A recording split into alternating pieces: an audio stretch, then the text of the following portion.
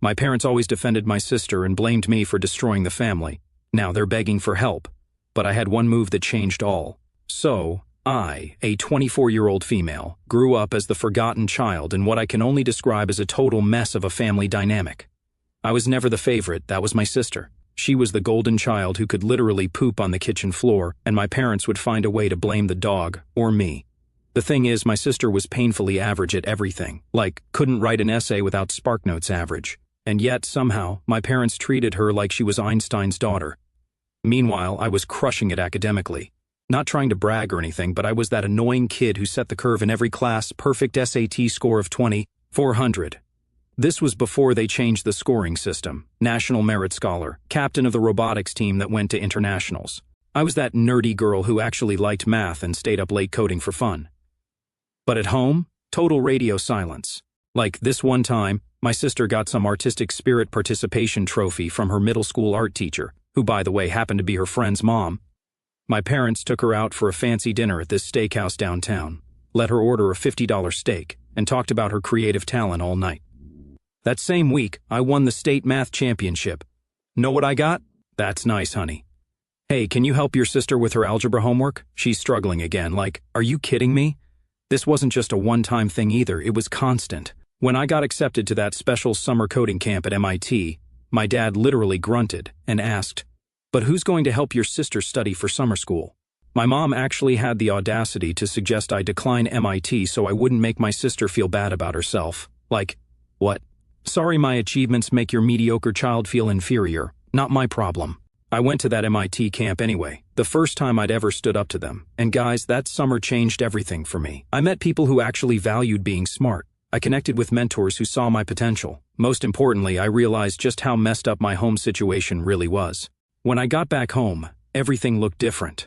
I started seeing all these patterns that had always been there. How my parents would showcase my sister's C+ as her improving grade on the fridge, while my straight A+ report card got stuffed in a drawer. How they'd spend thousands on her dance lessons that she'd quit after 3 months, but couldn't afford a $300 programming course I wanted to take. What really pissed me off was that I was basically my sister's unpaid tutor throughout high school. I'd write her papers, create study guides that were basically just answers with extra steps, and sometimes even take her online test for her. My parents didn't even try to hide that they expected this from me. It was my responsibility as the smart one to help the family. Oh, and get this. I had secretly been getting recruitment emails from tech companies since junior year. Google, Microsoft, even a hedge fund reached out about their post-college pipeline programs. They'd seen my projects on GitHub and the algorithms I'd published. When I tried to show my parents the Microsoft email, my mom glanced at it and said, "That's nice, but your sister got invited to Heather's pool party this weekend. Isn't that exciting for her?" I kid you not. A Fortune 500 company was trying to recruit me while I was still in high school, and all they cared about was my sister's social calendar. The worst part? I kept trying anyway. I worked my butt off, maintained a perfect GPA, kept quiet when they made their little digs, never fought back. I thought maybe if I achieved enough, they'd finally see me. But nothing changed. There was this one night my junior year that still haunts me. I found my mom crying in the kitchen. I thought someone had died or something.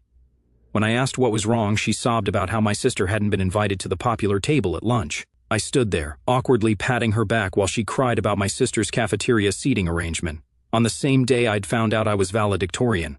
I never even told them. What was the point? My dad was no better. He'd spend hours watching my sister's terrible volleyball games. She was always on the bench cheering like a maniac during her 5 minutes of playing time. But he never once came to a single one of my robotics competitions or coding tournaments. When I asked him why, he said, "That computer stuff is boring. No one wants to watch nerds type on keyboards." Yeah, except those nerds typing on keyboards now make more money than you ever will, Dad. The summer after my MIT program, I started freelancing as a coder. I kept it all secret from my family. Every dollar went into a private bank account they knew nothing about. By senior year, I had almost $7,000 saved up. I'd also started working on a security tool in my spare time. Just a little side project that would eventually change everything, but I'll get to that later.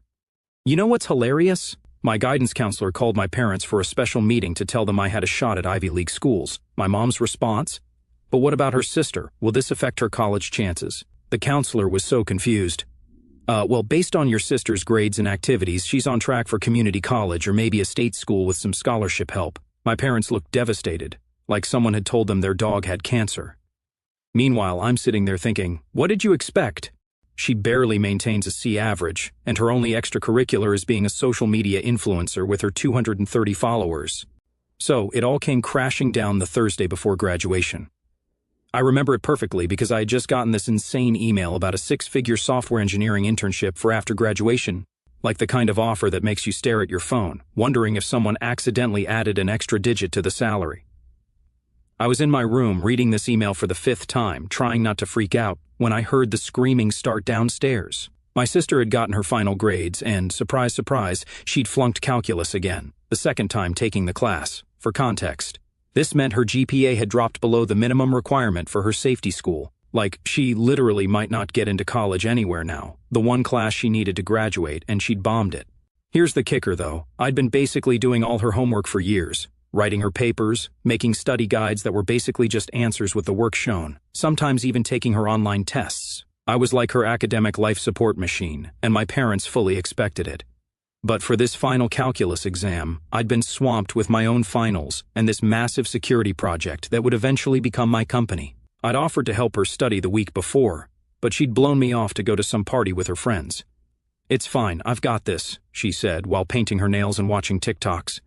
She did not, in fact, have this. So I'm upstairs, reading about this life-changing job offer, while World War III is breaking out in our living room. I tried to stay out of it, but eventually I had to go downstairs for food. Coding makes you hungry. Big mistake. The moment my sister saw me, she went absolutely nuclear. "This is your fault," she screamed, her face all blotchy and contorted. "You were supposed to help me. You knew I needed to pass." I barely had time to process before my dad jumped in.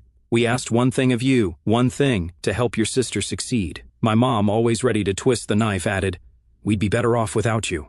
You've ruined her future." I stood there, with my hand still on the refrigerator door, completely stunned.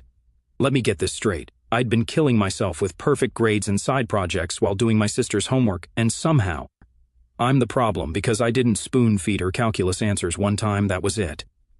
Something inside me just snapped. I didn't cry, I didn't scream back. I just nodded and said, "You're right. You would be better off without me, and I'd be better off without all of you." The look on their faces was priceless. They'd expected me to apologize, to grovel, to promise to somehow fix my sister's grades. They didn't expect agreement. I turned around, walked to my room, and grabbed my emergency backpack. I'd been low-key preparing for this moment for months without even realizing it. I had all my important documents, birth certificate, social security card, passport, already stored in a waterproof pouch. I grabbed my laptop, external hard drives, and the $6,542 in cash I'd saved from my freelance coding work. As I was packing, my sister stormed into my room. "What are you doing?" she demanded. "Exactly what you all want, leaving, getting out of your life so I stop ruining it." "Don't be so dramatic," she rolled her eyes. "Just fix this, or call my teacher or something," the audacity. "Fix this? How exactly am I supposed to fix your failed test? Time machine? Mind control? Blackmail? "I don't know, you're supposed to be the smart one," she whined. I just laughed. "Yeah, I am the smart one. Smart enough to know when I'm being used." I zipped up my backpack and brushed past her. My parents were in the hallway watching with these weird expressions, like they were starting to realize they'd miscalculated. "You're not really leaving," my mom said. Not a question, a statement, like she could control reality with her words. "I am. I've officially ruined my last day of your lives." I didn't even look at them as I headed for the front door. "But who's going to help your sister get into college?" My dad actually asked. I kid you not, that was his concern. I turned around one last time. "Maybe try actually parenting her instead of expecting me to do it for you." And just like that, I walked out. Nobody tried to stop me. Nobody called after me. Nobody texted to see if I was okay. Not that night, not the next day, not ever. It was weirdly anticlimactic, like I'd spent my whole life trying to earn their love and approval, and when I finally gave up, nothing. No grand reaction, just silence. It was the final confirmation that I'd never actually mattered to them. I walked to the bus station and bought a ticket to the city. 3 hours later, I was checking into a cheap hotel near the tech district, using cash so it couldn't be traced. Not that they'd try to find me, they wouldn't, but better safe than sorry. That first night was surreal. The hotel room was small and smelled like cheap cleaning products, but it was quiet. No sister playing music too loud, no parents arguing about her future, just peace. I ordered a pizza, opened my laptop, and sent an email accepting that job offer. Then I called Josh, one of my mentors from the MIT summer program. I'd kept in touch with him, and he'd been telling me for months that my home situation was toxic. He answered on the second ring. It finally happened, I told him. I left. Are you safe? He asked immediately. The first time anyone had ever prioritized my safety, by the way. Yeah, got a hotel, got money, got my documents. Good. Stay there tonight. Tomorrow we'll figure out something more permanent. No question about whether I was overreacting. No suggestions that I go back and make amends. Just immediate acceptance and support. It was honestly mind-blowing. That night, lying on that lumpy hotel mattress, I felt this weird mix of terror and exhilaration. I was completely on my own at 18. No safety net, no family support, but also no toxicity. Freedom is terrifying when you've never had it before. I checked my phone too many times that first night, some small part of me still hoping they'd call or text, that they'd realize what they'd done and beg me to come back. Nothing, not a single message. By morning, that last little piece of hope had died, and in its place was something new, determination. If they didn't want me, fine. I didn't need them either. I had my brain, my skills, and now this job offer. I was going to build something so impressive, so successful, that one day they'd realize exactly what they'd thrown away. That day, Josh connected me with Maria, a friend of his who needed a roommate. She had this tiny apartment in the city with an even tinier spare room that was actually a walk-in closet. I'm not being metaphorical. It was literally a closet with a twin mattress crammed inside, just enough room to lie down with my clothes hanging above my face. Rent was $400 a month, which was still highway robbery for a closet, but beggars can't be choosers when you're basically homeless. Here's where I had an advantage most runaways don't: marketable skills and contacts. That MIT summer program wasn't just about learning to code, it was about networking. I'd kept in touch with everyone, sent them my projects, asked for feedback. So, when I needed help, I had people to call. The job offer I'd gotten was legit, but it wouldn't start for 2 months. I needed income now, so I hustled, took on freelance coding gigs, fixed websites, debugged apps, whatever paid the bills. Was I qualified? Mostly no. Did I figure it out anyway? Hell yes. Nothing motivates you like knowing homelessness is your alternative. I worked insane hours. My office was either my closet bedroom or the local library. I showered at the gym, cheapest membership I could find, just for bathroom access. I lived on ramen and energy drinks, but you know what? It was still better than living at home. No one was screaming at me. No one was telling me I wasn't good enough. The freedom was worth every struggle. By the time my real job started, I'd saved up enough to move into an actual bedroom in a shared house. 5 roommates, 1 bathroom, but I had a door. Living the dream, folks. The job itself was fine, but after 2 months, I realized something. I was bored out of my mind. I had bigger ideas. Remember that security tool I mentioned, the side project I'd been working on before everything blew up? I kept developing it at night. It was a crypto security thing, pretty niche but with massive potential. One Friday night when normal 18-year-olds were out partying, I was at a tech meetup. That's when I met Vikram, a venture capitalist who specialized in cybersecurity startups. We got talking, I showed him my project, and boom, $250,000 in seed funding, just like that. I had my own company. I quit my job the same day. My manager was confused as hell. You're leaving to start a company at 19 with no degree? Yep, sure was. The next 2 years were a blur. My security platform took off. Turns out exchanges really need good security. Shocker. Every crypto hack that made headlines drove more clients my way. Was it stressful? Yes. I worked myself half to death. But every milestone felt like a middle finger to my family. By 23, I was running a company valued at 8 figures, with 30 employees and offices in 2 cities. I bought a penthouse apartment with floor-to-ceiling windows overlooking the city. I drove a matte black Tesla that I paid for in cash, partially for the car, partially for the priceless look on the salesman's face, when this random young woman handed over $80,000 like it was nothing. I dated casually, mostly other founders and tech people who understood the lifestyle. Nothing serious, because, honestly, who has time? Plus, after growing up with my family, I had the emotional availability of a brick wall. Something else to work through in therapy, I guess. The weirdest part of success is how quickly people forget you were ever anything else. Suddenly, I was a born businesswoman. Tech blogs wrote profiles calling me the prodigy reshaping cybersecurity. Nobody saw the terrified teenager who'd once lived in a closet. And my family? Radio silence. No calls on my birthday, no congratulatory messages when my company made headlines, no holiday invitations. Fine by me. Their absence was the cleanest part of my new life. I did some light stalking via social media, though. My sister eventually got into some no-name college with a holistic admissions process, aka her grades were too bad for anywhere legitimate. My parents posted proud photos at her orientation, blessed and all that crap. Meanwhile, I was closing 8-figure deals, but whatever. Sometimes, late at night when I couldn't sleep, I'd stand on my balcony, looking at the city lights, And think about that terrified 18-year-old who walked out with nothing but a backpack and determination. They'd thought I would fail. They'd expected me to come crawling back, begging for forgiveness for abandoning my role as my sister's academic crutch. Instead, I'd built an empire, and I'd done it entirely without them. Revenge success is the best success. Anyone who says otherwise is lying. One day, I was sitting there in my pajamas when my phone buzzed. I almost ignored it because I was in the zone, but then I glanced over and saw the notifications. Mom, 7 missed calls. Dad, 4 missed calls. Sister, 10 missed calls.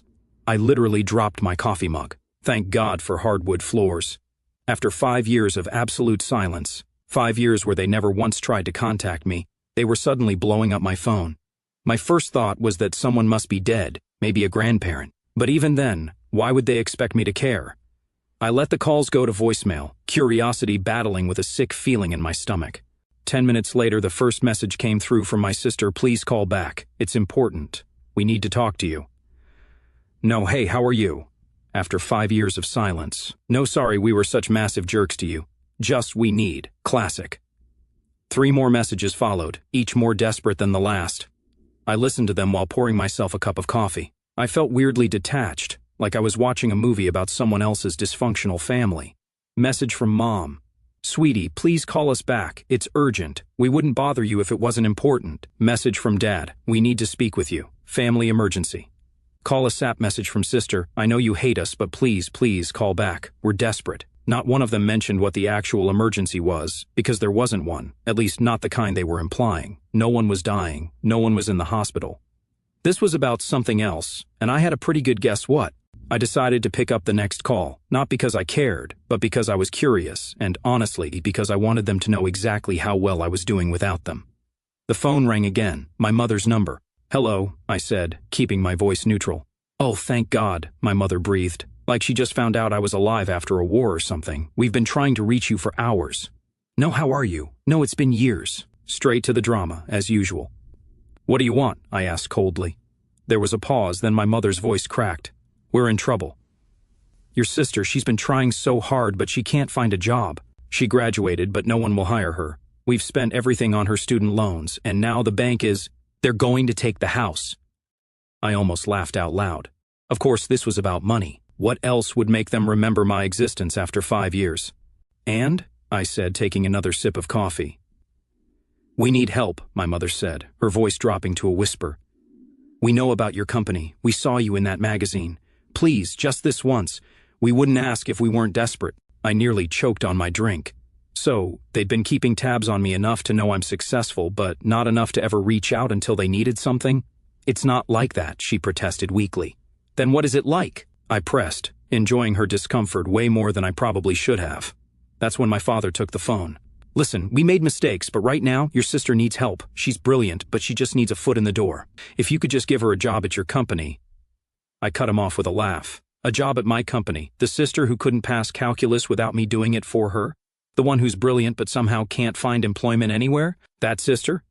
She's changed, he insisted. She's worked hard. No, I said simply. I don't hire people who failed upward their entire lives. My company's success is built on actually valuing merit. Novel concept, I know. Please, my mother was back on the phone, sobbing now. We'll lose everything. We just need a loan until... Until what? I interrupted. Until you find another sucker to solve your problems? You told me you'd be better off without me, remember? So be better off without me. I hung up, my hand shaking slightly, not from anxiety or guilt, from anger mixed with a weird kind of satisfaction. They needed me now after years of making me feel worthless. They were calling because I was their last hope. The irony was delicious. I blocked their numbers immediately, but they were persistent.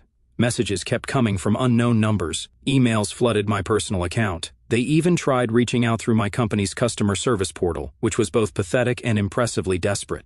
A part of me wondered if I was being too harsh. Was I becoming just as toxic as them by enjoying their desperation? Maybe. But another part of me, the part that remembered crying myself to sleep after they missed my science fair, the part that remembered being told I was ruining their lives, that part felt nothing but satisfaction. Is that healthy? Probably not. But it was honest. 3 days passed with constant attempts at contact. Then, just when I thought they'd given up, my building's security desk called up to my penthouse. Miss, there's a family here insisting they're related to you. They don't have an appointment, but they're saying it's an emergency. I felt a chill run down my spine. They'd found out where I lived, tracked me down like stalkers. I briefly considered calling the police but decided to handle it myself. "Don't let them up," I instructed. "Tell them I'll come down." The security guard's voice dropped to a whisper. "The older woman is causing a bit of a scene in the lobby, ma'am, saying she's your mother and has a right to see you." Of course she was. Drama was her specialty. "I'll be right down." I took my time getting ready, deliberately making them wait, just like they'd made me wait countless times as a kid, left at school when everyone else's parents had picked them up, sitting alone at restaurants while they focused on my sister's needs, waiting for acknowledgement that never came. I put on my most expensive outfit, a tailored suit that cost more than my dad's monthly salary. I did my makeup perfectly, put on the diamond earrings I'd bought myself after our Series B funding closed. I wanted them to see exactly what they'd missed out on, their daughter, the success story they'd tried to smother. As the elevator descended to the lobby, I felt oddly calm. The universe had come full circle. 5 years ago they'd thrown me away. Now they were literally at my doorstep, begging for help. Karma's a beast, and she was about to introduce herself to my family wearing Louboutins and a $5,000 suit. When the elevator doors opened, I spotted them immediately. They looked smaller somehow, diminished. My father's shoulders were hunched, his hair completely gray now. My mother had aged dramatically, deep wrinkles carved around her mouth and eyes. And my sister, she'd gained weight, her designer clothes probably bought on credit, straining at the seams. They all looked exhausted, desperate, good. I walked toward them slowly, heels clicking against the marble floor like a countdown. Heads turned. My building has a lot of finance and tech people, so everyone's tuned to recognize power moves. And this, make no mistake, was a power move. The recognition dawned on their faces gradually, followed by shock as they took in my appearance. I looked different, confident, expensively dressed, successful, not the scared teenager they'd driven away. "What are you doing here?" I asked coldly, standing a good 10 feet away. Body language 101, maintain distance from threats. My mother rushed forward, like she was going to hug me. LOL. "No. Please, honey, we just need to talk." "Step back," I said sharply, the voice I use when someone tries to waste my time in board meetings. She froze mid-step, hurt flashing across her face. My father put his arm around her shoulders, always the protector of her, never of me. "We wouldn't have come if it wasn't serious," he said, his voice rough. "We're about to lose everything. The bank gave us 30 days. Your sister can't find work, and our retirement accounts are empty. We just need a loan to get back on our feet." I looked at my sister, who was staring at the floor like it contained the secrets of the universe. "Nothing to say?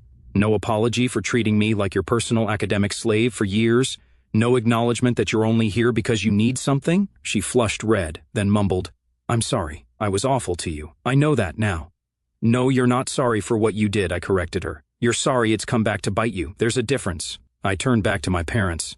"Let me get this straight. You want me, the daughter you discarded, the one you said ruined your lives, to bail you out financially? To save the perfect daughter who couldn't succeed even with every advantage?" "We made mistakes," my mother whispered, tears welling up. Classic manipulation tactic. "Terrible mistakes, but please, we're still family." The lobby had gone quiet. The security guards were watching, one with his hand on his radio in case things escalated. I noticed a few residents discreetly pulling out phones. Great, this was about to be lobby gossip for weeks. "You're not here because you miss me or because you're sorry," I continued, ice returning to my voice. "You're here because you need something. If I were struggling instead of successful, you wouldn't have bothered looking for me." "That's not true," my father protested, but his eyes shifted away. Typical, tell he was lying. "Here's what's going to happen," I said coolly. "You're going to leave my building. You're never going to contact me again, not by phone, not by email, not in person. If you do, I'll file for a restraining order. I have the resources to make your lives very difficult if you push me." My sister finally looked up. "So, you're just going to let us lose everything? After all we did for you?" I laughed, an actual genuine laugh of disbelief. "All you did for me? Please, enlighten me. What exactly did you ever do for me except take and take and take?" She had no answer. I turned to leave, then paused. Something compelled me to twist the knife a little deeper. "You know what the funny thing is? If you had ever even once been proud of me, if you had acknowledged my successes instead of resenting them, I might have helped you. But you only saw me as useful when I was serving your needs. So, now you can solve your own problems, just like I had to." I walked back to the elevator, not looking back, even as my mother called my name. The security guards stepped forward, blocking their path when they tried to follow me. As the elevator doors closed, I caught one last glimpse of their faces, shocked, devastated, broken. And I felt nothing, just a quiet satisfaction that karma had finally caught up with them. Back in my apartment, I poured myself another drink and sat down on my balcony. I should have felt something. Triumph, vindication, even sadness. But all I felt was emptiness. Like I'd finally excised a tumor I'd been carrying for years. My phone buzzed with texts from my mother. "Please don't do this. We're desperate. We have nowhere else to turn. Your sister might have to drop out." I blocked the new number without responding. Then the email started. "We're about to be evicted. Dad might have to declare bankruptcy. Please just talk to us." Blocked, blocked. That night, I got a text from an unknown number. My sister this time. "They're taking the house next week. Mom's had a breakdown. Dad's talking about living in his car. Is this really what you want?" I typed back, "What I want is irrelevant. This is what you earned. Actions have consequences. This is yours."